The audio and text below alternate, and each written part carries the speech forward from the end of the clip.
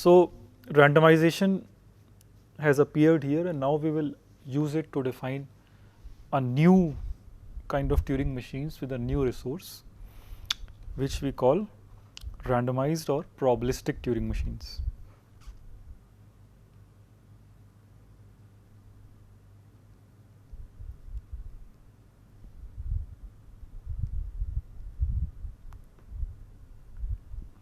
Okay, so probabilistic, so you have seen deterministic Turing machines, non-deterministic Turing machines, and now this is a third type, probabilistic Turing machine, where the resources, like the previous resources, were time, space, non-deterministic bits, and we also use the for all quantifier to get the polynomial hierarchy. Now the resource will be random bits. Okay, how many coin tosses? So let's define. So call M a probabilistic Turing machine if it has two transition functions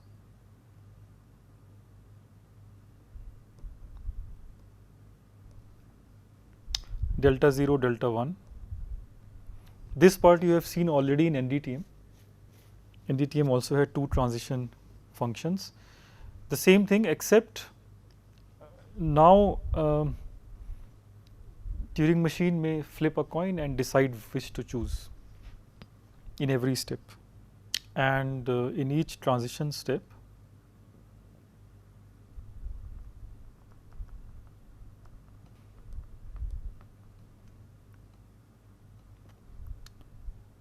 M randomly follows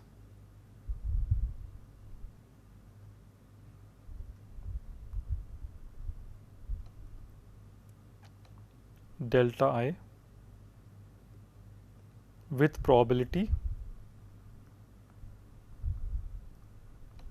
uniform probability, right? So there are two choices in every step, and with probability half, Turing machine picks one. Note that this has to be done in every step.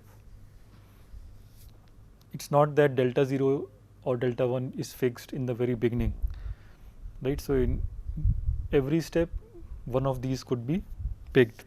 Think of delta 0 as head and delta 1 as tail. So we say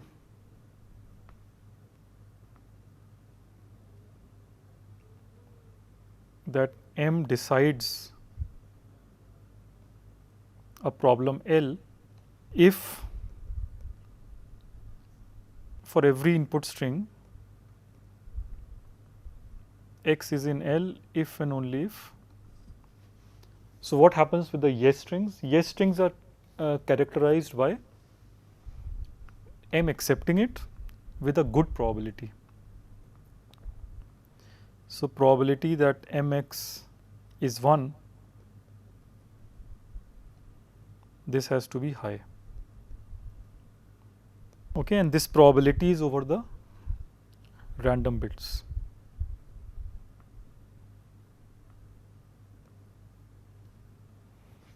Basically the number of steps, if it is t, then there were t coin tosses or random bits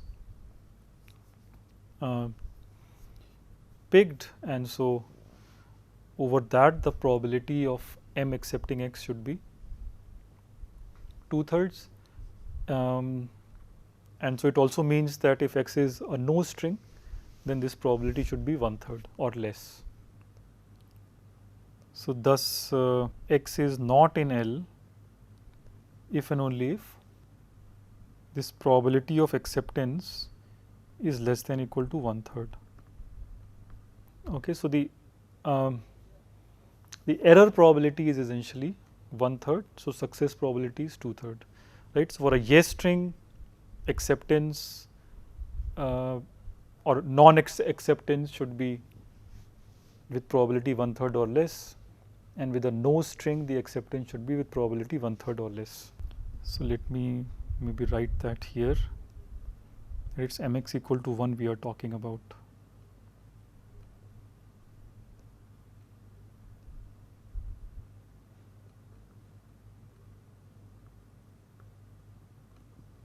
Okay, and what is the number of steps in terms of input size, right? That also that is the resource of time, right? So we also want that to be minimized, and the notion of efficiency remains the same, that number of steps should be polynomial in the input size. So we can now talk about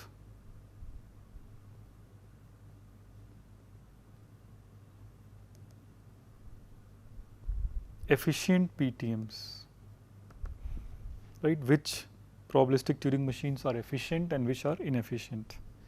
So that notion is, by now it's easy to guess.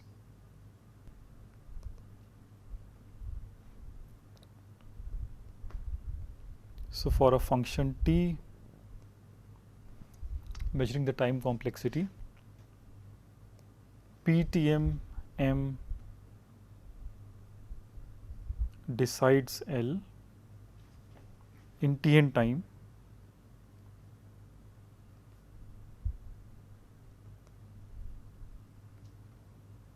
if M halts on every x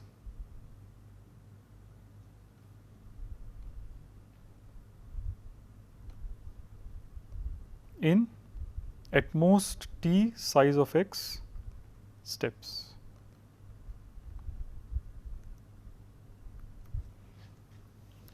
Regardless of the random choices.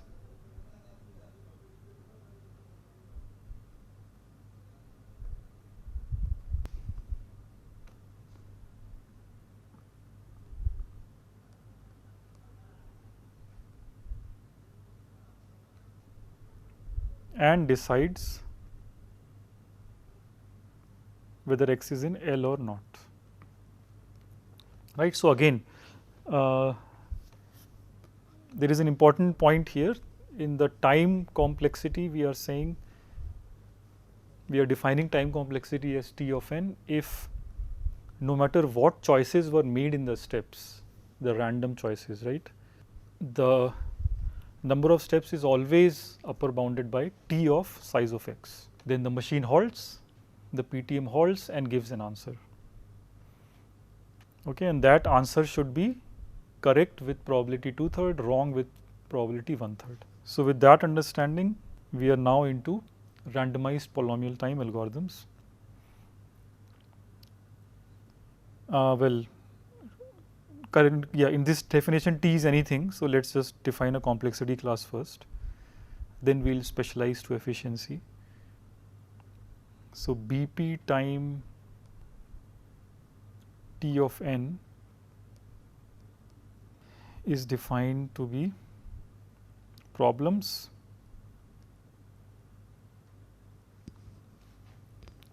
L such that a PTM M decides L in big O of.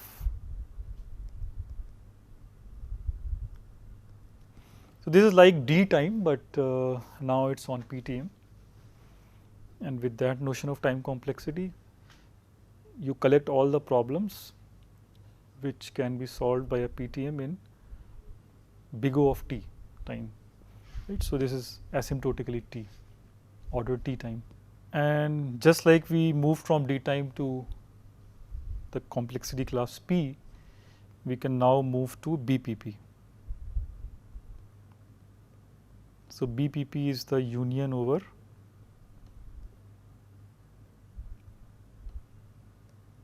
BP time polynomial in n. Right, so n to the c for a constant c, but it can be any constant. So this BPP stands for bounded error probabilistic polynomial time.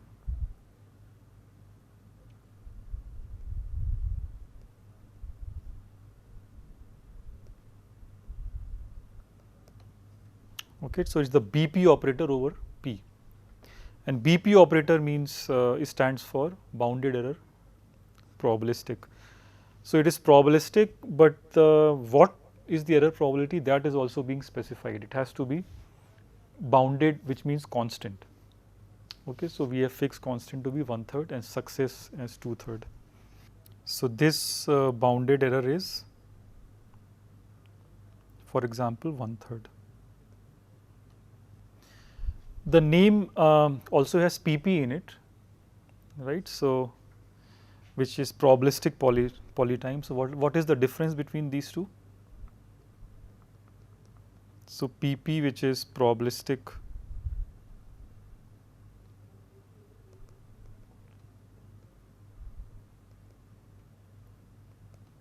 polytime, there the success probability was just half, right? So error could be as big as half. Has the error as large as half.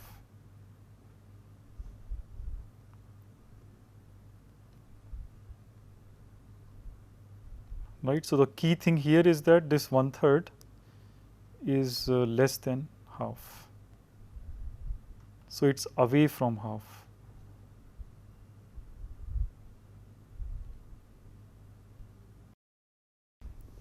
Okay, so if you take the error to be away from half, then it's BPP. If it is very close to half or half, then you get PP. And that actually changes everything. So we will see later on that BPP is, it actually models practical problems which can be solved practically, and PP, as you have seen, models very difficult problems.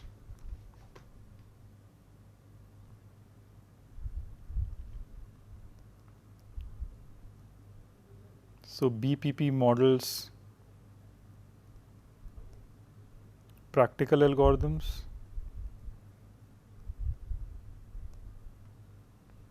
while PP is intractably hard.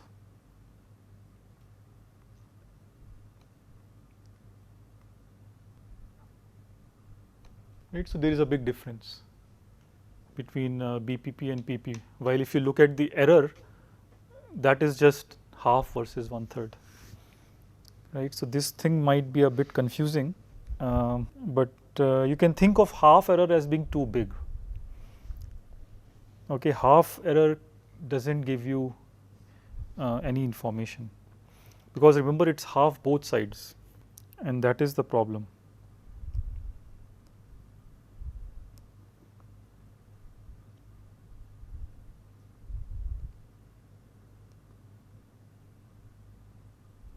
If it was one sided, it would have been okay, but since it's both sides, it doesn't give you any information. Okay, so now let us go through easy properties that immediately follow.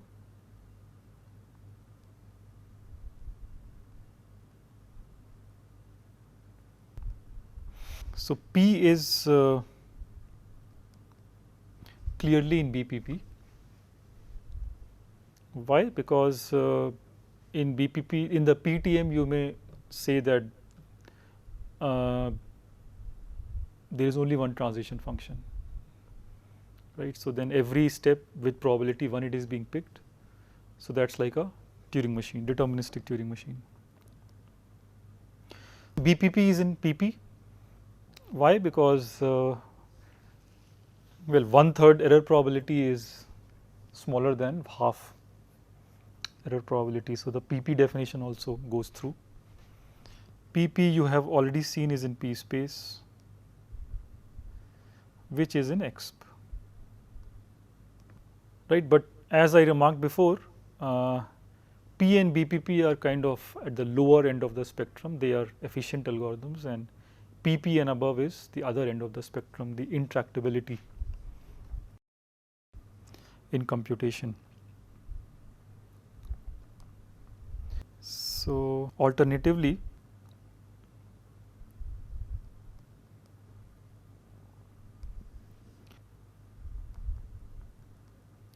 So we can also give a definition without using PTM.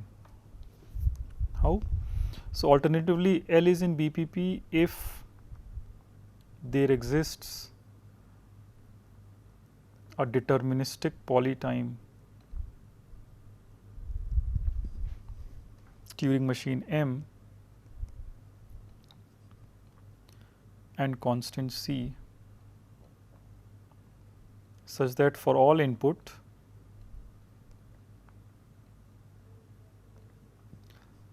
X is a yes string if and only if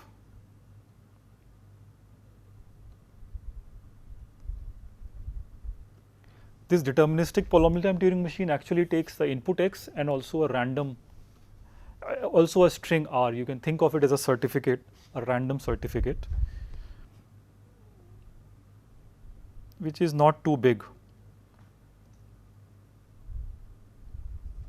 Okay, so and the probability over these random certificates is 2/3 for the yes strings and 1/3 for the no strings. So this you can think of as a random certificate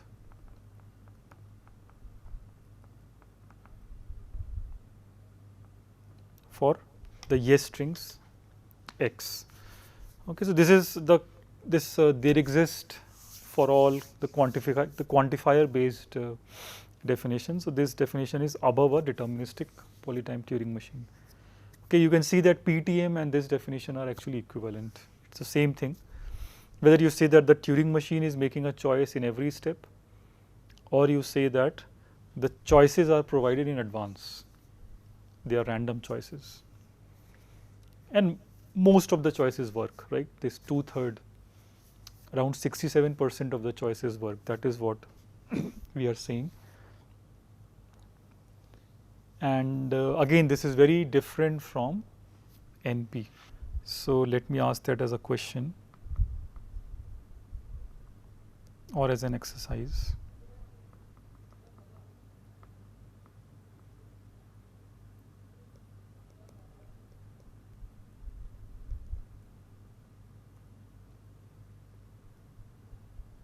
So if you are calling it a random certificate, then by this point of view, what difference do you see from the definition of NP? Right, in NP also there you need a certificate R. Here also you need certificate R. So how does it compare with NP? Just think about that. And this will also tie with this PP. You will see how BPP, NP and PP compare. So BPP is closer to our notion of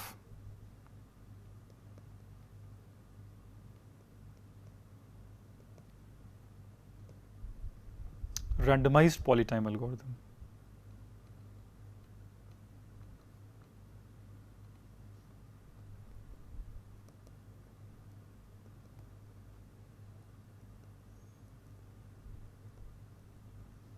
Algorithm M solving a problem L.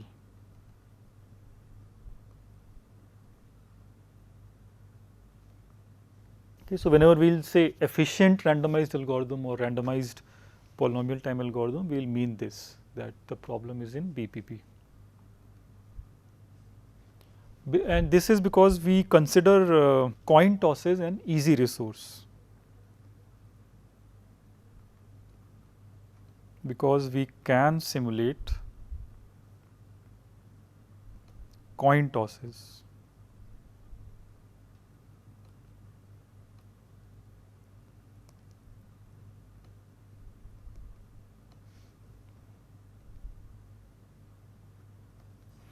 Right. So since we can simulate a coin toss in practice, we tend to think that asking for a coin toss is not a big problem. Okay, so as long as you have a randomized polynomial time algorithm, it can be implemented in practice.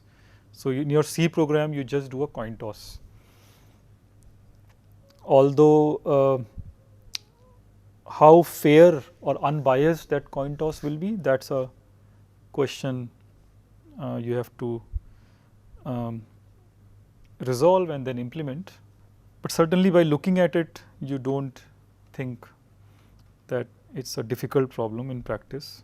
Coin toss should be possible to simulate it.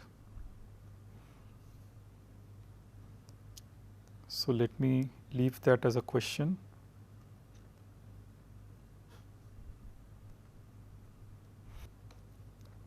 And now with all this theory, all these definitions that we have given and the alternate interpretation that we have given,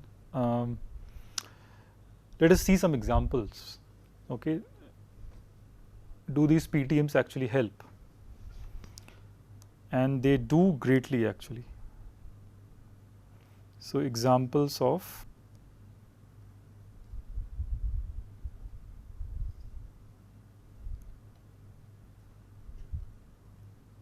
famous PTMs.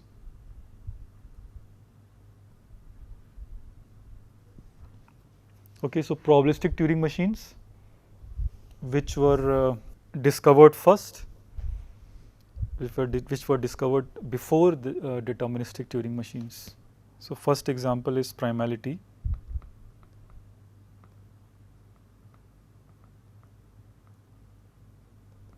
So the question of primality is the most basic one in math. So given a number in binary, of course, so n is given to you via log n bits, check whether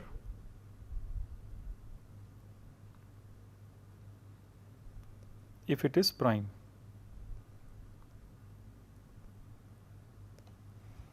If it is prime, say yes. If it is composite, say no. So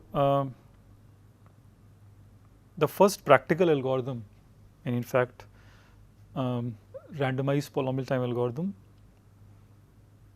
was given by Solovay-Strazen.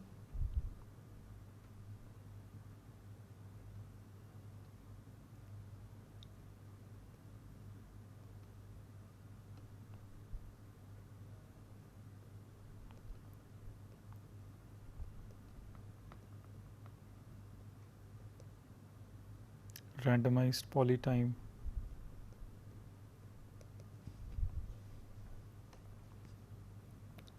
algorithm, and in fact it was the first efficient PTM itself. It was the first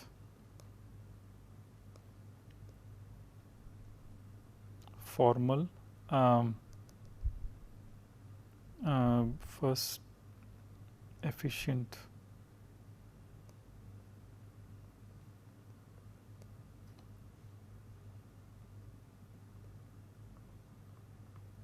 formalized.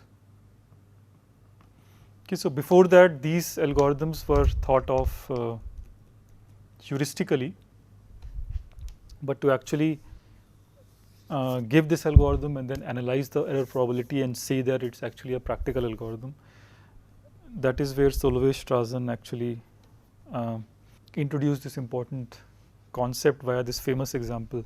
So primality example is famous for both the reasons that it's a first practical algorithm with analysis, and also it's a efficient PTM. First great example. So what is this algorithm? So it is quite simple. At least, I mean, it has just one step. Yeah, but I will not give the details of it. So let me just give the algorithm in one step.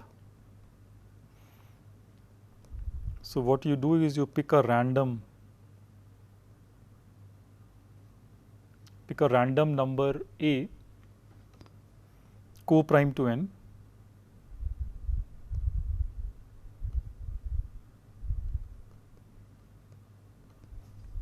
okay, so pick a number A from, let's say 1 to n minus 1.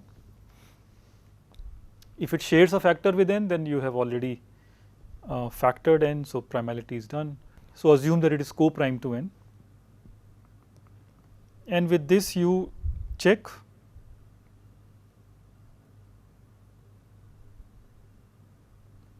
the following. So, output yes if a raised to n minus 1 by 2 is congruent to a number which can be computed easily.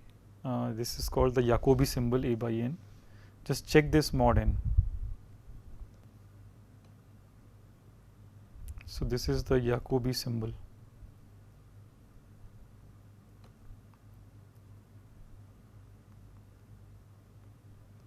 Computed like GCD algorithm.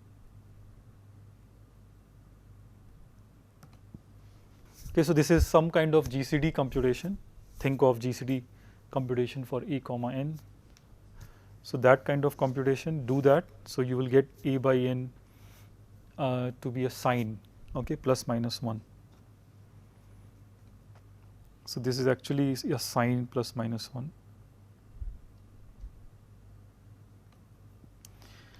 And just check whether it is the same as a raised to n minus 1 by 2. If it is, then you output that n is prime, otherwise you output that n is composite. Okay, that's an algorithm that is using random bits in terms of a. A requires around log n random bits to describe, right? And this I leave as an exercise. So, you can see that it is a simple algorithm. You can, if you know some number theory, you can also analyze the time complexity, the error probability. It will come out to be one-sided error. Okay, so, when n is prime, then this algorithm will pass through, no errors. If n is composite, then there may be an error. Prove one-sided error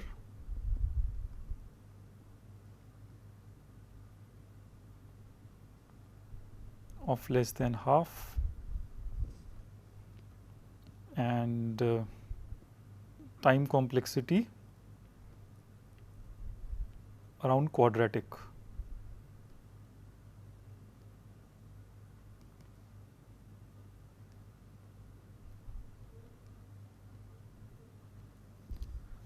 Okay, but it's so remember that error probability can be close to half, but it's actually one-sided error.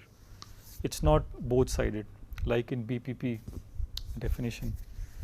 So, this is unlike BPP definition. Here it's the error is only one-sided. So, one-sided actually even half is good. And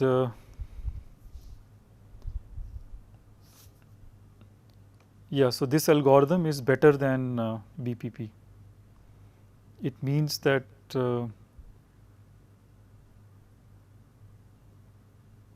primality is in BPP. Actually, this also you have to show because it's why is the probability 1/3 both sides.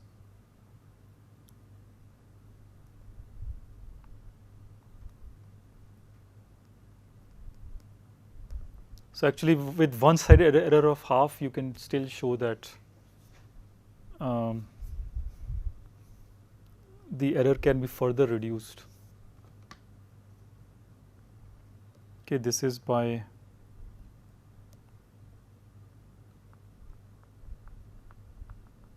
boosting the success probability.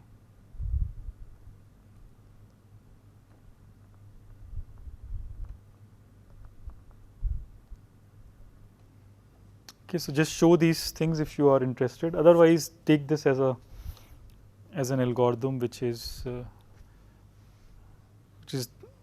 one of the most famous examples of PTMs.